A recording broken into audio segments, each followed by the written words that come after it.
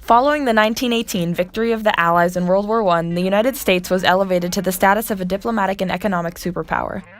This expanding role in global relations was mirrored by dramatic changes at home, as a post-war economic boom led to an increase in wealth and the growth of intellectual modernism. However, 1920s America was also marked by internal conflict between reformers and conservatives.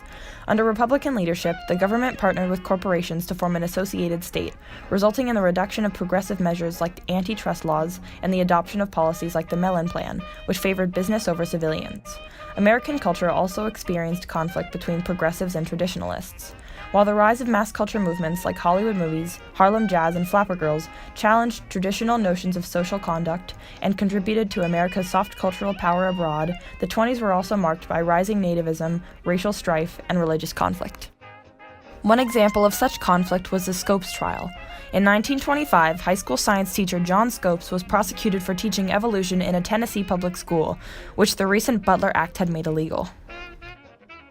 The attorney for the defense of Scopes was Clarence Darrow, a leading member of the American Civil Liberties Union who had recently acted for the defense in a famous murder trial. On the other side, the attorney for the prosecution was former Secretary of State and three-time Democratic presidential nominee William Jennings Bryan. Darrow publicly declared himself agnostic, while Bryan was famous for his anti-evolution activism.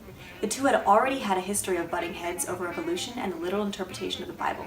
In fact, the trial was so popular that it was broadcast live over a Chicago radio station, and the circus-like atmosphere led journalists to nickname it the Monkey Trial. Darrow's main argument was that religion and science were meant to be separate fields.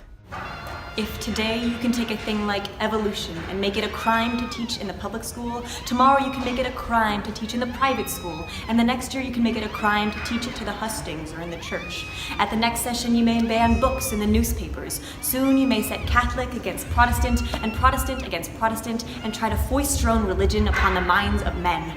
After a while, Your Honor, it is the setting of man against man and creed against creed until with flying banners and beating drums we are marching backwards to the glorious ages of the 16th century when bigots burned the men who dared to bring any intelligence and enlightenment and culture to the human mind.